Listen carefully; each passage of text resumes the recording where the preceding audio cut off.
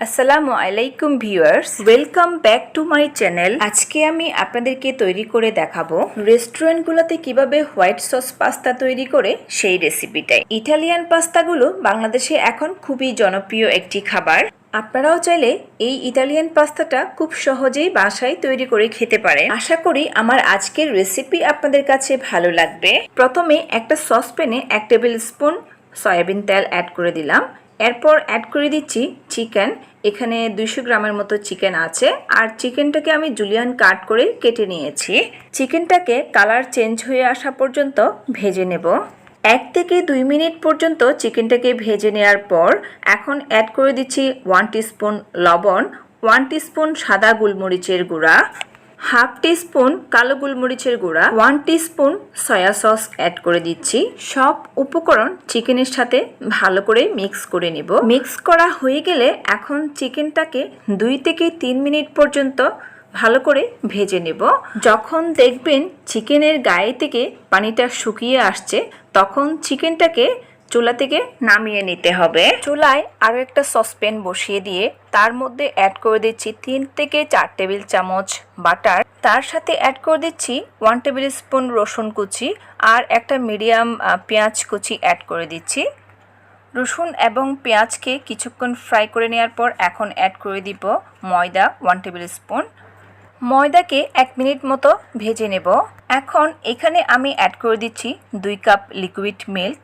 আপনারা চাইলে এখানে গুঁড়া দুধকে গুলিয়ে অ্যাড করতে পারেন। হোয়াইট সস পাস্তাতে দুধটা একটু বেশি পরিমাণেই অ্যাড করতে হয়। এখন এখানে আমি একটা ম্যাগি কিউব অ্যাড করে দিচ্ছি। এখন এর মধ্যে অ্যাড করে দিচ্ছি কালো গোলমরিচের গুঁড়া 1 চামচ, চিলি ফ্লেক্স দিয়ে দিচ্ছি 1 চামচ, লবণ দিয়ে দিচ্ছি স্বাদ মতো, অরিগানো দিয়ে দিচ্ছি 1 চামচ।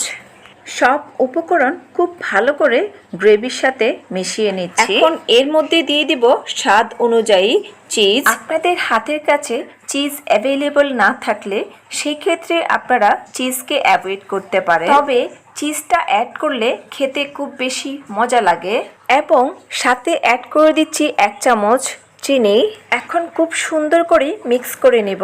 আচ্ছা, এখানে আমার হোয়াইট সসটা পুরোপুরি রেডি হয়ে গিয়েছে।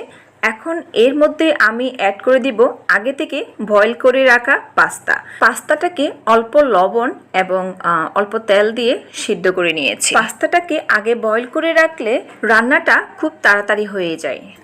আপনারাও এভাবে পাস্তাটাকে আগে বয়েল করে রাখবেন। এখন পাস্তাটাকে হোয়াইট সসের সাথে খুব ভালো করে মিশিয়ে নেওয়ার পর এর মধ্যে অ্যাড করে দিচ্ছি ডানো ক্রিম 1/3 কাপ। ডানো ক্রিমটা দিয়ে দেওয়ার পর পাস্তাটাকে খুব ভালো করে মিক্স করে নিচ্ছি।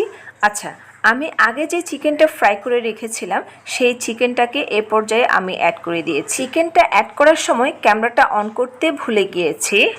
এখন এর মধ্যে আমি দিয়ে দিচ্ছি অরিগানোটা দিয়ে দেওয়ার পর পাস্তাটার টেস্ট আরও অনেক বেশি ভালো আসে। অরিগানোটা দিয়ে দেওয়ার পর পাস্তাটা আমাদের পুরোপুরি রান্না হয়ে গিয়েছে। এখন চুলার ফ্লেমটাকে আমি অফ করে দিয়ে পাস্তাটাকে চুলা থেকে নামিয়ে নেব।